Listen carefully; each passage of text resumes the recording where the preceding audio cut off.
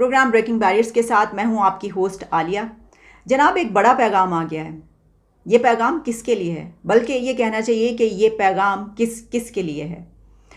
एक बड़ी press conference हुई है, हंगामी नौयत की प्रेस कॉन्फ्रेंस जो DGSPR मेजर जनरल अहमद शरीफ साहब ने की। और इस प्रेस कॉन्फ्रेंस में 9 मई के वाक़यात से लेकर अब तक की सिचुएशन पर रोशनी डाली गई है। कुछ नई डेवलपमेंट्स सामने आई हैं, नए इंकशाफात भी हुए हैं इसके अंदर।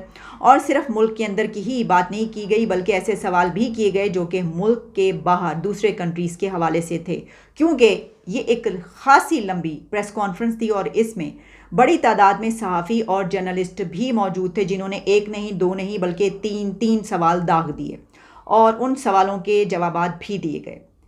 तो ये जो पैगाम की बात की जा रही है, तो वो पैगाम तो जैसा मैंने कहा कि बहुत से लोगों के लिए, कई एक स्टेक होल्डर्स ऐसे हैं कि जिनके लिए इसके अंदर पैगाम मौजूद है, उस पर बात करते हैं। लेकिन एक बड़ा पैगाम जो हमें नज़र आ रहा है वो ये है कि हमने तो अपनों को भी ना छोड़ा, यानी हमारे अंदर जो लोग इसमें मुलविस थे 9 मई के वाक़यात में, उनको भी सज़ाएं दी गई हैं।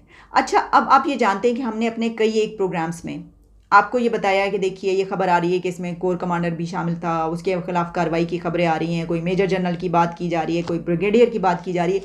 लेकिन अभी तक हमें फ़ौज की तरफ से कोई ऐसे फैक्ट्स एंड फिगर्स या कोई वाज़े तौर पर ऐसी बात तो नहीं आई थी कि कोई प्रेशर किया जाए, उसमें बताया जाए। तो इस हवाले से भी ये बहुत अहम प्रेस कॉन्फ्रेंस थी कि इसमें यह बताया गया है कि फ़ौजी तनसीबात आर्मी इंस्टॉलेशंस की सिक्योरिटी बरकरार रखने में नाकामी पर लेफ्टिनेंट जनरल समेत आला अफसरान फ़ौज से फारिग।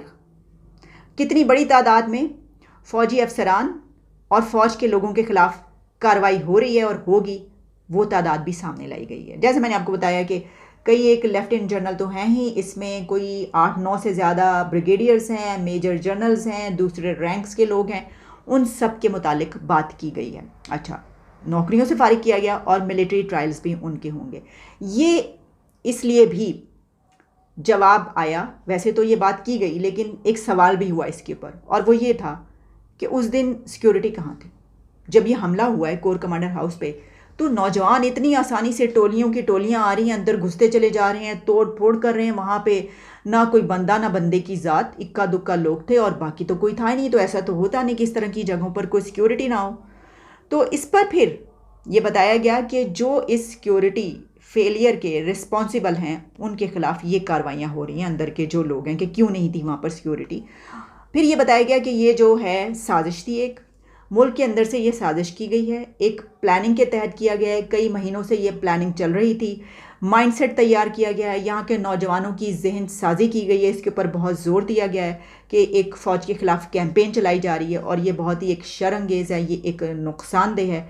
और इससे सिर्फ यही नहीं कि मुल्क के अंदर ही ये जो साजिश है, ये फिर जब इस तरह की साजिश अगर होने दिया जाएगा इसको, क्योंकि सवाल ये किया गया था कि ये जो ह्यूमन राइट्स की वायलेशंस की बात की जा रही है कि आप घरों के अंदर कूदते हैं, वहाँ पे जाके लोगों को पकड़ लेते हैं, गिरफ्तारियाँ हो रही हैं, पकड़ धकड़ हो रही है, जेलों में डाला जा रहा है, ये सब हो रहा है। तो उसके ऊपर बड़ा ये सख्त जवाब ये आया है कि ये जिसने भी किया उसको पकड़ा जाएगा, क्योंकि शुहदा की यादगारों के साथ जो कुछ हुआ है बेहुरमती, वो हम बर्दाश्त नहीं कर सकते। तो पकड़ धकड़ होगी और कोई इसमें जो है कानून के मुताबिक कार्रवाई हो रही है, कोई ऐसी बात नहीं हो रही, ये जवाब दिया गया।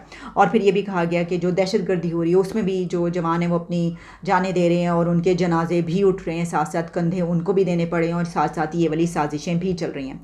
अच्छा, इसमें सिर्फ यही नहीं कि इस हवाले से बात की गई हो, बल्कि इलेक्शन पर भी एक सवाल हुआ और उसमें बात ये की गई कि ये एक कहा जा रहा है कि इलेक्शन आप लोग नहीं चाहते, और ये बात हुई है कि जनाब अभी तो इलेक्शन से जो है मना कर दिया गया है, या इस वजह से नहीं हो रहे, या इस वजह। तो उन्होंने कहा इसके जवाब में DGSPR ने कि ये एक परसेप्शन है या ये इंप्रेशन दिया जा रहा है कि शायद हम जो है, हमने कहा है कि इलेक्शन नहीं चाहते, तो ऐसी कोई बात नहीं है। उसमें यह है कि जो सिक्योरिटी प्रोवाइड की जा रही है तो वो कितनी सिक्योरिटी है और किस इदारे ने हमें कितनी सिक्योरिटी प्रोवाइड करने का जो है कहा गया है और कितनी सिक्योरिटी दी जा सकती है। तो इसमें ऐसा बिल्कुल नहीं है कि इलेक्शन हो या ना हो, इससे कोई ताल्लुक़ नहीं है। ये तो सिक्योरिटी का मामला है कि दे सकते हैं और कितनी दे सकते हैं। अच्छा, फिर इसके अंदर एक और बड़ा दिलचस्प सवाल किया गया। जैसे मैंने कहा कि ये पैगाम किस किस के लिए, देखें पैगाम तो फिर आप दूर दूर तक जा सकता है, जिसके लिए भी है जो डेली बेसिस पे एक खिताब होता है, आपको पता है, तो उनके लिए भी एक बड़ा पैगाम हो सकता है। अभी हो सकता है कि इसके बाद भी एक हमें लंबा चौड़ा खिताब नज़र आए, और उसमें फिर क्या डेवलपमेंट होगी वो तो खैर बाद में आपके सामने रखेंगे। जैसे इस हवाले से अभी केसेस भी चल रहे हैं अदालतों में भी, क्योंकि मामला चल रहा है, तो पैगाम तो जैसा मैंने कहा कि जो भी लेना चाहे इसमें से ले सकता है, सिविलियंस के लिए भी और जो फ़ौजी लोग हैं उनके लिए भी, सभी के लिए पैगाम मौजूद है।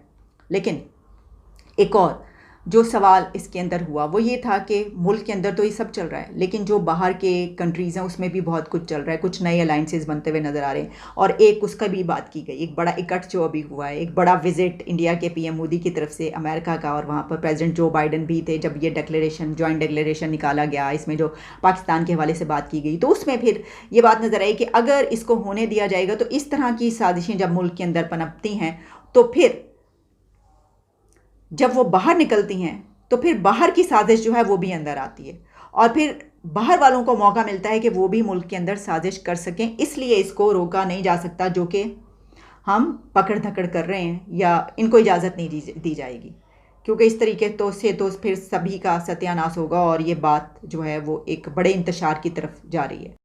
एक सवाल ये भी किया गया कि सियासतदान आते हैं, पर्चा पढ़ते हैं और फिर अपनी पार्टी छोड़ के, पीटीआई छोड़ के चले जाते हैं, तो ये कहा जा रहा है कि इसके पीछे भी किसी का हाथ है, या ऐसा दबाव की वजह से हो रहा है। तो इसके ऊपर आप क्या कहेंगे? यानी ये कि क्या आप ऐसा करवा रहे हैं कि उनको ये दबाव डाल के पार्टी छुड़वाई जा रही है? तो उस पर कहा गया कि नहीं, ऐसी कोई बात नहीं है, इसका हमसे कोई ताल्लुक़ नहीं। इसमें जो ट्रायल्स हो रहे हैं उनकी डिटेल्स भी बताई गई। फ़ौजी अदालतों में 102 शरपसंदों का ट्रायल किया जा रहा है और ये जारी रहेगा। फ़ौज में ख़ुद एहतसाबी का अमल बग़ैर किसी तफरीक के किया जाता है। मिलिट्री कोड से मुतालिक सुप्रीम कोर्ट में केस चल रहा है। इस वक्त मुल्क भर में 17 स्टैंडिंग कोर्ट्स काम कर रही हैं। मिलिट्री कोर्ट्स 9 मई के बाद वजूद में नहीं आई, बल्कि पहले से ही वो एक प्रैक्टिकल सिचुएशन में मौजूद थी, फ़ाल थी। सबूत और कानून के मुताबिक सिविल कोर्ट्स ने इन केसेस को मिलिट्री कोर्ट्स में मुंतकिल किया। यानी ऐसा भी हुआ है कि जो कुछ केसेस लोगों के जिनकी गिरफ्तारियां हुई हैं इस सिलसिले में सिविल कोर्ट्स में थे, तो उन्होंने खुद इसको उस केस की नौयत देखते हुए मिलिट्री कोर्ट्स में जो है उसको शिफ्ट कर दिया है। सबूत देखने के बाद कानून के मुताबिक जो है वो सिविल कोर्ट्स ने ये केसेस मिलिट्री कोर्ट्स भेजे हैं। और ये भी एक सवाल के जवाब में ये सारी डिटेल हमारे सामने आई। फिर ये कहा गया कि 200 आर्मी इंस्टॉलेशंस हैं जिस पर हमला कराया गया है। फिर फ़ौज ने ख़ुद अपने ख़िलाफ़ जहन साजी करवाई। क्या तमाम फ़ौजी तनसीबात पर फ़ौज ने ख़ुद हमला करवाया? सवाल करता हूँ कि क्या फ़ौज ने अपने एजेंट्स पहले से बिठाए हुए थे? क्या हमने अपने फ़ौजियों से अपने शोहदा की यादगारों को जलाया? जब यह सिलसिला चल रहा था तो नामी बेनामी अकाउंट से कौन प्रचार कर रहा था कि मज़ीद जलाओ? यानी जैसे मैंने कहा कि क्वेश्चंस कई एक हुए, तो फिर ये पूछा गया कि हमने तो नहीं ना खुद से करवाया। और उसमें सबसे बड़ी बात ये थी कि जो उस वक्त ये कहा जा रहा था सोशल मीडिया पर कई एक अकाउंट से और कई एक रिकग्नाइज्ड पॉलिटिशियंस के अकाउंट्स थे कि आगे बढ़ो, इसको और बढ़ाओ, वहाँ तक पहुँचो, ये करो, तो वो भी तो आखिर सामने नज़र आता रहा। अब जहाँ तक ये बात है, अब देखें ना, इसमें तो खैर ये कॉन्फ्लिक्ट है कि अपने ही लोग तो इसके ऊपर हमला नहीं करेंगे, लेकिन उसमें फिर पता चला कि कुछ अपने लोग हैं। ये इस सवाल के जवाब में ये कहा गया कि एक सवाल हुआ था कि जिसमें ये पूछा गया कि एक सियासी पार्टी और एक सियासी लीडर की तरफ से ये कहा जा रहा है, इल्ज़ाम लगाया जा रहा है कि इसके अंदर तो अपने ही इनके लोग शामिल हैं, एजेंसीज शामिल हैं जिन्होंने उनके ख़िलाफ़, यानी उस पॉलिटिकल पार्टी के ख़िलाफ़ उसको मलाइन करने के लिए साजिश की है, और उनके ख़िलाफ़ ये पकड़ धकड़ हो, उनको दीवार से लगाया जाए, इसलिए ये किया गया है। तो उसके जवाब में फिर ये कहा गया है कि 200 से ज़्यादा जो हैं इंस्टॉलेशंस, वहाँ पर क्या ये ख़ुद फ़ौज हमला करेगी और शोहदा की यादगारों पर करेंगे। और फिर कहा कि फ़ौज और एजेंसीज़ पर इल्ज़ाम लगाने से ज़्यादा शर्मनाक बात नहीं की जा सकती। 3 मेजर जनरल, 7 ब्रिगेडियर्स समेत 15 अफसरान के ख़िलाफ़ तादीबी कार्रवाई की गई और 1 लेफ्टिनेंट जनरल समेत 3 अफसरान को नौकरी से बर्खास्त किया गया। और फिर इसमें यह कि एक रिटायर्ड 4 स्टार जनरल की नवासी और एक रिटायर्ड 4 स्टार जनरल का दामाद भी गिरफ्तार है, और जबकि एक रिटायर्ड 3 स्टार जनरल की बेगम और एक रिटायर्ड 2 स्टार जनरल की बेगम और दामाद भी इस खुद एहतसाबी के अमल से गुजर रहे हैं। फिर उन्होंने बताया कि मिलिट्री लीडरशिप और अफवाज पाकिस्तान 9 मई के ज़िम्मेदारों से मुकम्मल आगाह हैं। उनको पता है इस पे, यानी इधर उधर नहीं किया जा सकता है, सानू पता है, असी जो करना है वो भी हमें पता है और हम वो कर रहे हैं। तो इस पे कोई सवाल नहीं उठाया जा सकता। इस पर फ़ौज के बजट पर भी सवाल उठाया गया, जिसके जवाब में ये कहा गया कि पाकिस्तान का डिफेंस बजट इस वक्त तारीख की कम तरीन सतह पर है। पाकिस्तान का दिफाई बजट इस साल 12.5% के करीब है, जबकि गुज़िश्ता साल ये 16% था। और फिर ये बताया गया कि दिफाई बजट में कटौती मजमूई तौर पर मईशत की जो इस वक्त सिचुएशन है उसके मुताबिक की गई है, और पाकिस्तान की मईशत बढ़ी होगी तो फ़ौज का बजट बढ़ेगा। अच्छा, फिर इस पे जो सहाफ़त है उस पर भी बात की गई कि ये सब कुछ जो हो रहा है इसके अंदर थोड़ी ज़रा ज़िम्मेदारी के साथ जो है वो सहाफ़त होनी चाहिए। एक सवाल ये किया गया कि ये जो रिएक्शन है ये फ़ौरी तौर पर क्यों नहीं आया, तो उसमें ये कहा गया कि 9 मई को फ़ौरी रद्द-ए-अमल ना देकर फ़ौज ने घिनौनी साजिश को नाकाम बना दिया है, क्योंकि उन्होंने कहा कि 9 मई के जो वाक़या था उस पे उसका मकसद फ़ौज को इश्तियाल दिलाना था, गुस्से में लाना था और फ़ौरी तौर पर कोई रिएक्शन शो किया जाए, कोई बड़ा ऐसा काम किया जाए ताकि फिर आगे से जवाब देने का मौका मिले या ये साजिश मज़ीद बढ़े। मनसूबा साज चाहते थे कि फ़ौज बहुत ही शदीद रद्द-ए-अमल दे और मुल्क में इंतशार फैले। फ़ौज ने 9 मई को तहम्मुल का मुज़ाहरा किया और मैच्योर रिस्पॉन्स दिया है। अच्छा, वैसे तो अगर हम इस पे देखें तो फ़ौरी तौर पर रिएक्शन यानी जब ये हुआ था, हाँ कुछ घंटे, ऐसा नहीं है कि कुछ दिन के बाद, लेकिन कुछ घंटों के बाद तो ये पकड़ धकड़ वगैरह शुरू हो गई थी। हाँ, ये हुआ है कि जब ये हो रहा था इसकी वीडियोस वायरल हो रही थी, क्लिप्स और पिक्चर्स बहुत वायरल हो रही थी और सब हैरान थे कि ये हो रहा है और हमें भी मिल रही हैं, तो ये वहाँ पर फौरी तौर पर पहुँचा क्यों नहीं जा रहा इन जगहों पर उनको रोकने के लिए। तो वो उन्होंने बताया कि ऐसा क्यों है। अब जैसा कि उनसे ये सवाल किया गया कि जो एक सियासी लीडर हैं वो ये चाहते हैं कि उनकी मुलाकात आर्मी चीफ़ के साथ हो, तो इस बारे में आपका क्या कहना है? तो उस पर उनका ये वही कहना था जो हम इससे पहले वक्तन फ़वक्तन आपको बता चुके हैं, लेकिन ये भी एक अच्छी बात है कि इसमें स्टैंड्स आ गया। अभी तक जो हम बता रहे थे वो तो उड़ती उड़ती खबरें थी ना कि जनाब वहाँ पे सवाल हुए तो आर्मी चीफ़ की तरफ से कुछ ऐसी सूरत हाल है कि ये तो जो पॉलिटिकल पार्टीज़ हैं वो आपस में बैठकर मामला हल करें, या जो सियासी लोग हैं उनको खुद ही बात करनी चाहिए, प्राइम मिनिस्टर के पास मैंडेट है कि वो बात। तो अब जो ये बात की गई है, ये जवाब दिया गया है कि कोई अगर इस तरह की बात चाह रहा है तो ऐसा तो नहीं होगा। इससे ये पता चल गया कि असी ना ही समझिए, ना ही ना समझें, बल्कि ये ना है, तो वो ठप्पा लग गया कि नहीं, ऐसा नहीं होने का, कोई मुलाकात नहीं है, मुलाकात के लिए किसी के पास टाइम नहीं है। इसकी वजह ये है कि ये मुलाकात हमसे करने की ज़रूरत क्या है, जिनसे करनी है उन्होंने नाल बैठ जाओ, करो प्राइम मिनिस्टर के साथ। अच्छा, अब ये सारी सिचुएशन जो है इस पर हम ये देखेंगे कि क्या क्या स्टैंड सामने आता है। जैसा मैंने आपको कहा कि हो सकता है अभी कुछ ही देर में ख़िताब हो और उस ख़िताब में बहुत सारी बात की जाए और ये बताया जाए कि जनाब दूसरी तरफ से क्या समझा जा रहा है इसके बारे में।